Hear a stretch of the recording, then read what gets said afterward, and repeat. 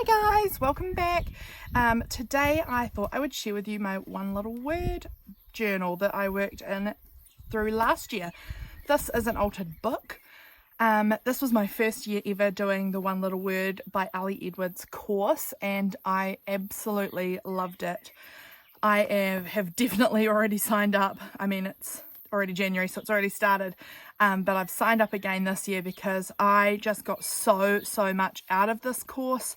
It was truly so transformative for me, so there's no way I'm missing it this year. It really changed a great deal of my mindset, which was so helpful. So let's jump into it. So my word for last year was discover, and the word I chose because in December the previous year, 2020, my husband and I had decided to stop trying to have children. We had been trying for nearly 6 years at that point. We'd had 2 babies in that time, but both of them had passed away when they were born, and it was just too much. It was too much. I had spent like 5.5 years so miserably sad, just crying all the time, and was so sad because I so desperately wanted children, and then having my 2 children and having them die, that was more than was able to be bared by me. So we decided to call it quits in December because it was taking too much of a toll on my mental health. And it wasn't a good choice to keep continuing that anymore. So this year of 2021, I decided my word would be discover, because I wanted to try and find out who I would be if I wasn't going to be a mother, because I had spent probably 11 years preparing to be a mum. Like, I left school early and decided to be a nanny so I could practice being a mother, and got married at 21, started trying to have kids straight away, so I was 21, which is really young, but it was all I wanted, and honestly what my husband wanted too. So it was interesting to then not have that work out for us. So I needed to discover if life could be still good without children, because in that point it did not feel like life was worthwhile at all, and who was I if I wasn't a mother? So that was the premise of my word discover, really, and it was such a perfect choice for me. It was such a good year in that sense, and I am excited to share with you this. And so, saying all of that, you can tell this is going to be probably a fairly personal book, but I wanted to share it with you guys anyway because I am pretty open here. A lot of people who have been following me for a while know about my children who passed away and know about my situation. If you're new, this might be a little bit a lot, but I'm pretty open because honestly it's not talked about enough. Child loss, pregnancy loss, it's not talked about enough, and I am a big advocate for talking about it so people don't feel so alone, because I truly felt so alone to begin with. So here is the beginning. Discover. This was my year of discovery and I loved it. So at the beginning, Ali Edwards had us define our word, so I looked up the definition of my word discover: to see, gain knowledge of, learn, to find out, to gain sight or perspective, to notice or realize, or to reveal. And so that was really fun. And then the quote that I picked for my guiding kind of quote of the year was this one by Marcel Proust, and I love it. The real voyage of discovery consists not in seeking new lands, but seeing with new eyes. And that really felt really right for me for this year. It wasn't about having something new happen in my life, because it wasn't. I was going to remain childless. But it was about seeing my life with new eyes and having excitement in that, even though it hadn't changed. So that was a good quote for me. Here was my intentions. I wrote them down over here, and this was about physical. I wanted to discover how I like to move my body and to become more comfortable with my body. I have had a lot of body issues, so that was a big thing for me. I wanted to grow my YouTube channel more and make more art and branch out into different kinds of art and creativity.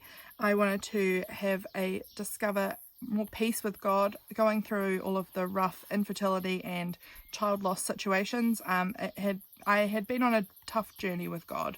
It was hard, and it still is. It still remains hard sometimes to see how that all works out in His plan, but that's another whole thing. I wanted to listen to God more and meditate more. My mental health, I wanted to learn new things and read more. And my emotional health, I wanted to work through my infertility or fertility issues and work through my comparison and jealousy issues around the infertility situation. These are the things I wanted to invite in for this year: peace, boundaries, creativity, contentment, awareness, learning and unlearning, curiosity, possibilities, reflection, and to be present. And then over here, I wanted to let go of my negative self-talk, the comparison, indecision, worrying about other people's opinions and expectations.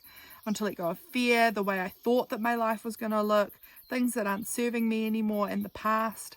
So, and then my year ahead little bit here. So, in what ways is my word already in my life? I discovered already that I loved creativity and how important that was to me, but I wanted to discover more of that. I wanted to have more curiosity, less fear, more peace, less turmoil, more growth, and less being stuck in the past. So what I feared about this year and this word was letting go of what was easy and stepping out into change. It was actually a really big, hard change to let go of the fertility journey. It was really hard. And then what I'm most excited about was finding out who I can be and learning more about myself. So that was my little January prompts that Ali gave us, and that was so good. Over here, I just did this little spread. This was later on in January. I'd purchased myself these two crystals, unakite and malachite.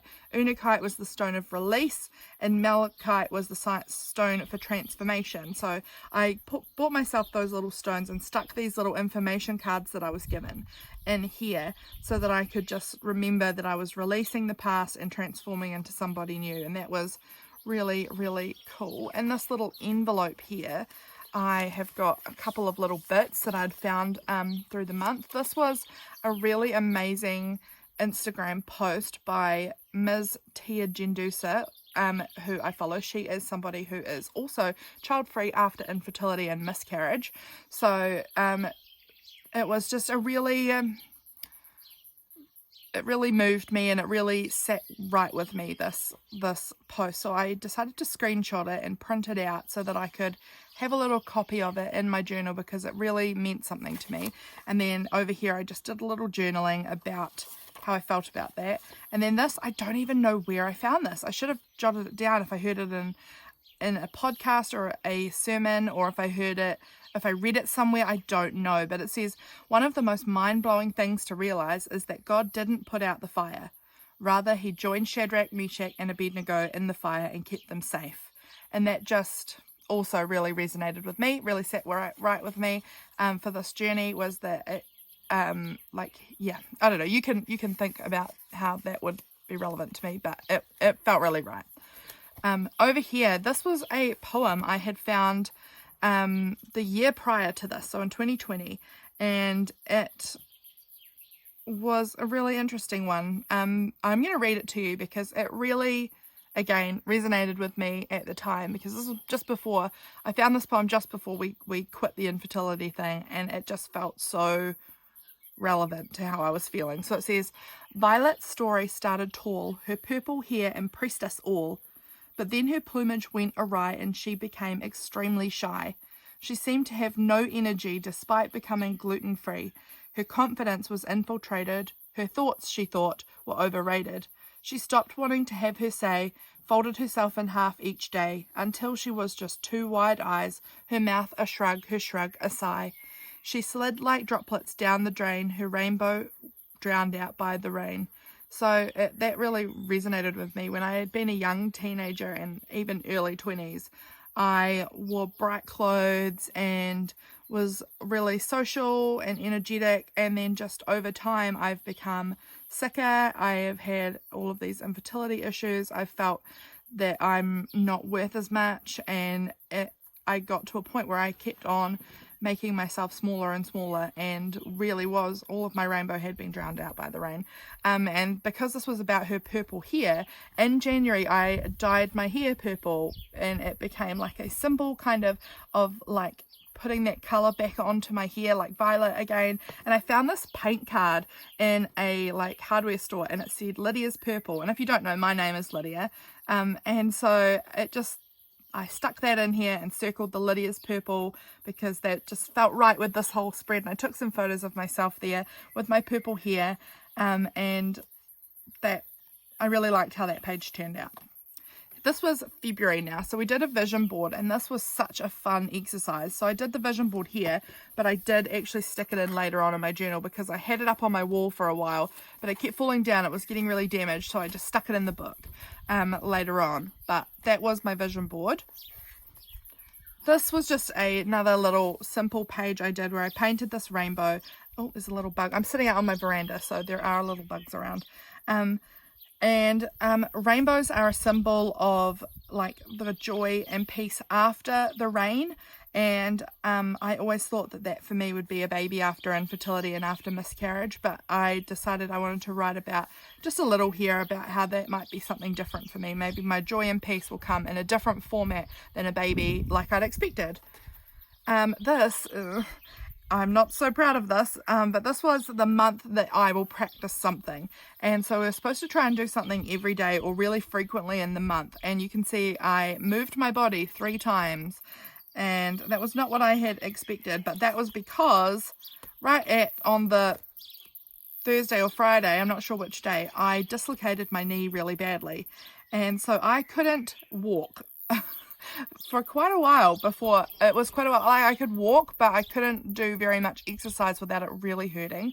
So I had to, I couldn't really move much. So it didn't really happen. So it honestly nearly threw me. It threw me because I didn't do anything else in March. And then when April came, I wrote about this in April. And it was the end of April when I did this because I really felt like I had failed, and so there was no point continuing, or like I had dropped off. So what was I even going to write about? It was embarrassing.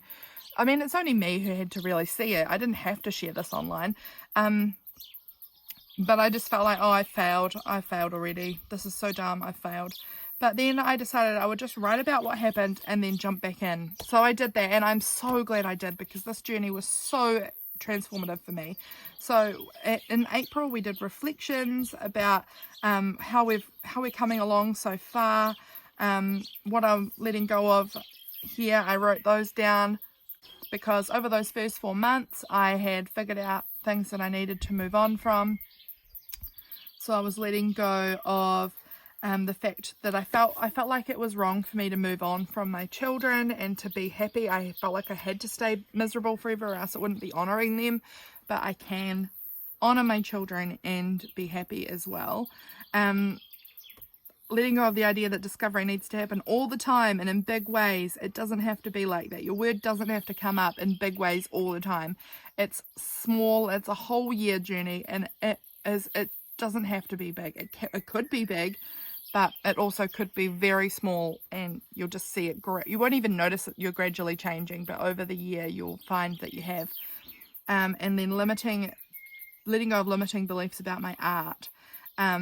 So over this page here, I did some therapy here, like an arts therapy kind of thing. And this is ugly.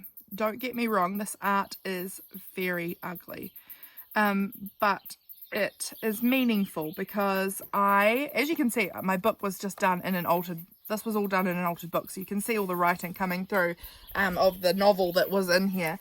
But this here was a page about how I was feeling sad still about not having children, and about how everything had been going right. I was on the right path, and then there was this great big blockage, and then after that everything was sad and dark.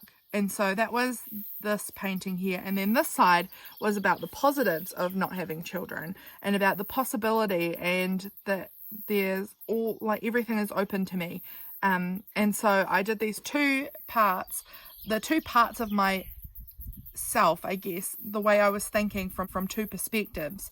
And then I did a whole bunch of journaling as well about this side, and then about this side, and then about a space in the middle, about like a neutral perspective to looking at these, and that was really helpful. Over the page here, I wrote my word out in the middle, and then I just wrote out some more words that were just sort of speaking to me at that time. This was a really fun prompt. So basically the whole month we were taking photos of ourselves, and it was really, really fun. So taking, well, not of ourselves, but of anything that represented our word in some way. So stillness, glamour, sea, a new day.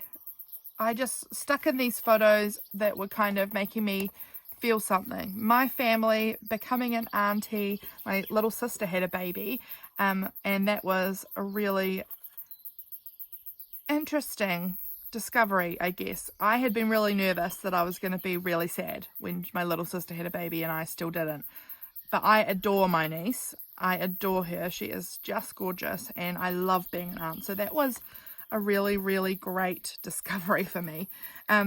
About storms and about experiences, about adventure, about coziness, and then over here it was about creativity and representation. So I stuck in these pictures that really resonated with my word for that month, and that was a really fun prompt. That was one of my favorites, I think. Over here was my vision board. So here it is all folded out, my vision board for 2021, and I love that I could fit it in here. I had to fold it a bit, but that's fine. I like that it's in the journal. So then for June, we had these in progress little sheets like of questions, check-in kind of things about how it was going. And this was so simple. I just stuck them in and then put washi tape all around the edge. And I felt so good about that. I really like having those check-ins every so often to see how I'm going, because like I said earlier, this doesn't happen every day. It's not often. It's just having these monthly video check-ins and prompts really help reconnect me to my word throughout the month. Here in July, this was another fave prompt. It was a really big arty painty mess kind of challenge, where we had all of these bits of paper that you stuck together and then painted all over it and then cut them up into bits, and so this part here, I had sewn my pages together, and you can see the stitching all on here, and then I cut out a piece and wrote this quote again, that Marcel Proust quote from the beginning, and popped it in here, which was so fun. I love any excuse to get all my paints out. I'm happy.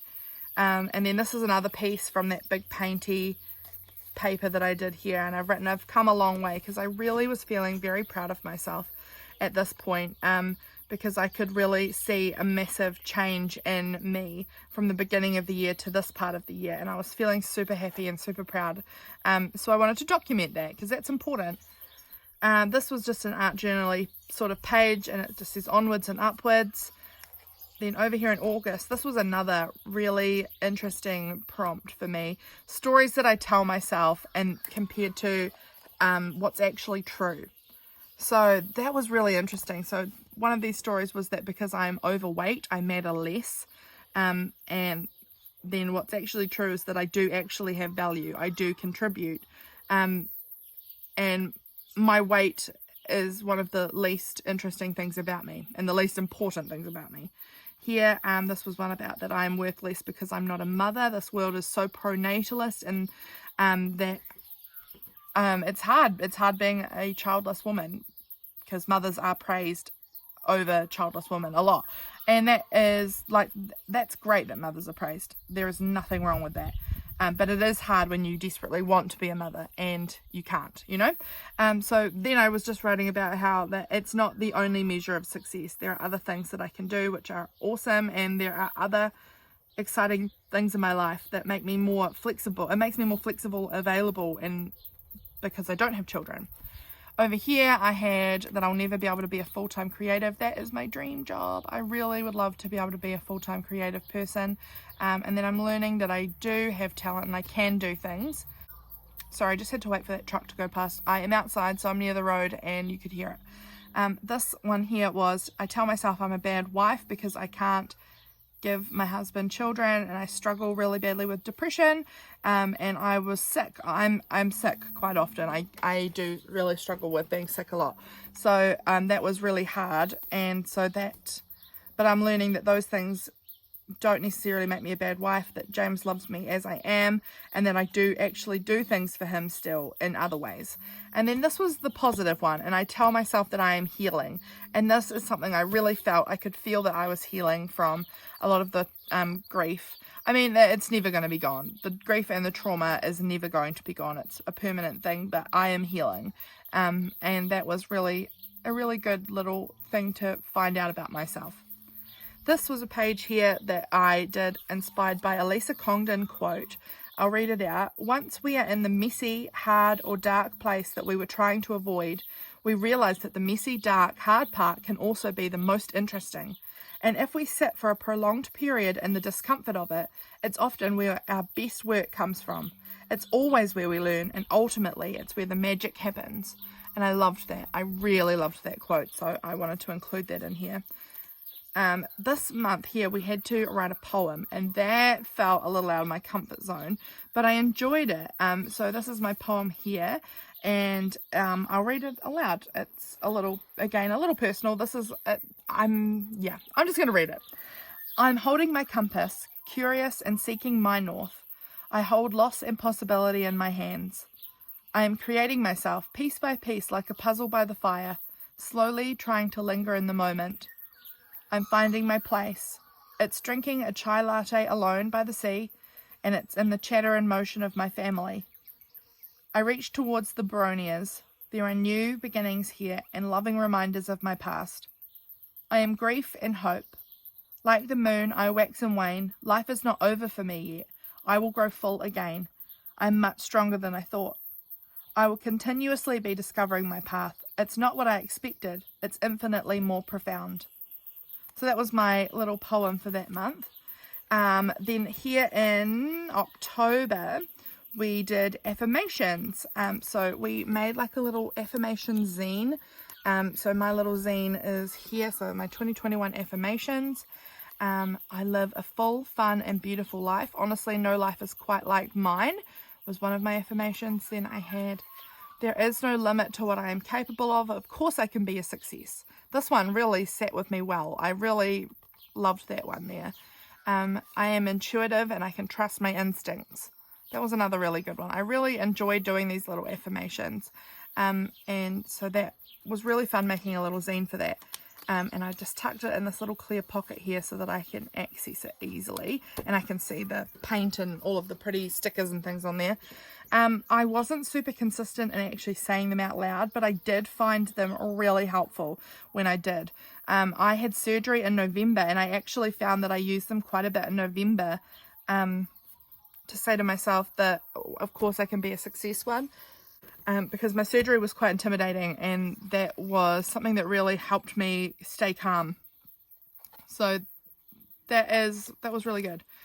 Then November, we did a month of good. So things that were good in our life. So every single day I wrote down one good thing. There's a cicada in my umbrella. So day one, I had a free cup of summer rooibos tea at the local shop. I did some printing for her, and she gave me a free cup of tea, and it was divine. On the second, I had pasta this day, and that was yummo.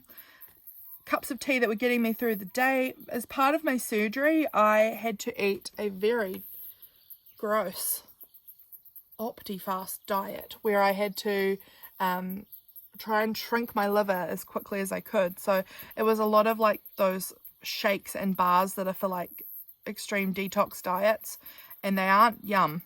They are gross, but I did what I had to do. I got through it. But cups of tea that were getting me through the day, having to have those cups of tea to just keep me sane. Day 4, James was so sweet. I don't know why. I'm guessing it'll be in my November journal, but I can't remember why specifically. Day 5, watching The Office, my favourite TV show in the world. I love The Office, and that was obviously really helping me. Day 6, my sister, the one who had the baby, was sending me my niece's outfits of the day. I love it when she does that. Whenever Freya has a cute new outfit on, Freya's my niece, Katie, my sister, will send me a little photo of her in her cute new outfit, and I love sticking those photos into my journal. I love them. She's such a cutie. Day 7, that this diet is getting easier. I did find the first like 3-4 days really tough in that first detoxy part, but after a while I kind of got used to it and it was okay. Day 8, I had a group chat with 2 other girls who were having the same surgery as me, and that was really helpful to have some friends who were going through the same stuff as me all at the same time. Day 9, I got a new hot pod, so this is like a little heating pad thing, and that was really lovely. Day 10, James mowed the lawns with his new lawnmower. We got a brand new lawnmower in the month of November, and James was so excited, and that made me happy that he was so excited. Day 11, the most gorgeous thing ever. My dad sent me these, or sent our whole family these photos of him with his broccoli.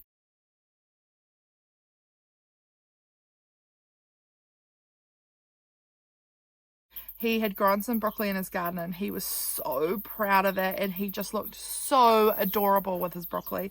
And so that was a big happy moment for me looking at those photos. Day 12, I was making bookmarks for all of the Sunday school kids at my church for their end of year prize giving. They all get given a book, and they asked me to make bookmarks to go with them. So I got those all finished because that was a massive job. I had to make 50 hand collaged bookmarks. So that was good to get that done. Day 13, I spent the day with Kate and Freya. Day 14, I dyed my hair again, so it was all fresh and I didn't have all this grey hair on me. Day 15 was my anniversary. I'd been married for 7 years to James. Day 16 was my surgery day. I'd been waiting for the surgery for so long, so although it was not fun having surgery, I was really glad that it was done. Day 17, I did really well with my fluids. In case you didn't know, I had bariatric surgery, so I had a gastric bypass, and so it means that you can't eat or drink that much, and so I was doing really well with my fluids that day, and I was really proud of myself. The next day I could go home from the hospital, so that was so exciting. The day after that, day 19, James made me bone broth, which was yummo. Day 20, I was allowed to move on to pureed food. Before that, I was only allowed liquid, and so having pureed food was nice. Day 21, my mum and my 2 sisters and I watched a movie together called Love Hard. It's on Netflix. It's like a Christmas movie, so that was really nice. Day 22, I had lost a total of 8 kgs in a week. So that was pretty mad, but it was very exciting. Day 23, I made my own traveler's notebook cover. Day 24, I finished editing some wedding photos that I'd taken. I do photography sometimes, not that often, but occasionally. And I had just done a wedding in October, so I finished up all of the wedding photos. We had chicken nuggets for dinner the next day. On the 26th, James made me a tiny little baby smoothie, and that was so yummy. 27th, I did my first aid course and I passed that, no trouble. Day 28, I watched Totoro.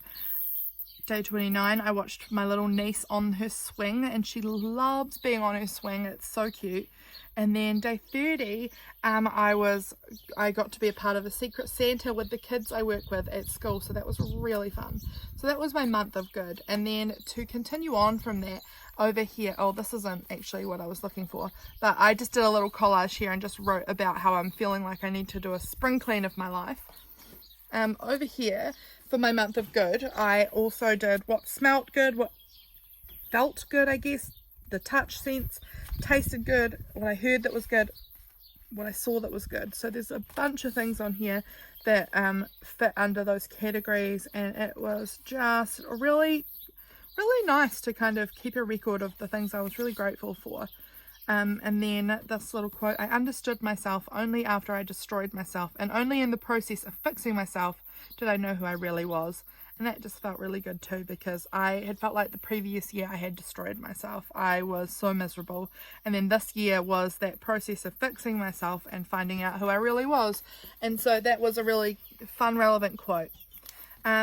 This here in December, I printed out and stuck down a photo that I'd taken of myself, like a selfie photo that I'd taken for every month of the year. So all of these were taken in the month that they're actually labeled as. So I had taken photos all through the year.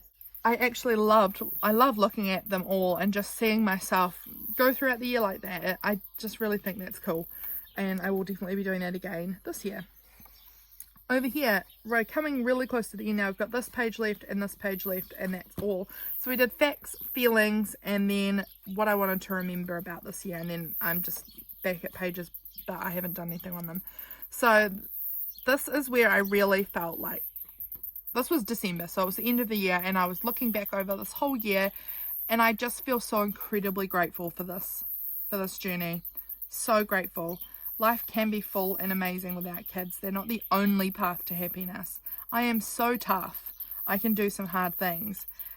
Being an auntie is awesome, and I'm so happy that I have Freya. I love taking myself out on dates and adventures. I want to do more of that. My word discover has been more profound and valuable than I thought it would ever be. My feelings, I'm so much more content now with my circumstances than I was in January. I have more clarity and connection to the person I want to be. I'm both sad and excited about leaving this word in 2021. It's time for a new word, but this has been amazing. I feel stronger and more self-reliant than ever. I feel this inner peace that I didn't think I would ever get back. So that was really awesome. Things I want to remember is that I want to remember just how sad I was in January, how I felt genuinely hopeless, and how I've come so far. I want to remember how good it feels to go out on adventures. I want to remember that I'm capable of anything I want to be doing. I want to remember that I'm allowed to have good things happen to me. I don't have to feel bad or undeserving if something good happens. I want to remember that being child-free is awesome. It has awesome benefits. And I want to remember how lucky I am to have my husband. He is truly my best friend, biggest supporter of everything I do. He is incredible. And so that is my one little word journey for 2021. This year I am moving into this little book here. You may have seen it already, I'm not sure. It's not bound, and I'm not going to bind it until the end of the year. So what I've done is I just made this cover, and I've popped some signatures into it, and I'm going to work in these signatures, and then at the end of the year I'm going to bind it in, because I never know how many pages I need for these like year-long projects. So I thought I'd just make some signatures, make a cover, so that they stay protected, and then as the year progresses I can fill it up and I can make more signatures, add more things in, whatever I need to do. And my word for this year is adventure, and I'm so excited about that, really excited. So that is one little word for me. I cannot wait to get started in one little word for 2022. I love this project so much. So thanks so much for watching, guys. I just want to say a quick shout out to Kayla, who is my superstar patron supporter. She is in my top tier, and she is just the best supporter ever. So thank you, Kayla. You are incredible, and I just couldn't be luckier to have somebody like you. Like, you're amazing. So thanks for watching, guys. I will see you in my next video. Bye.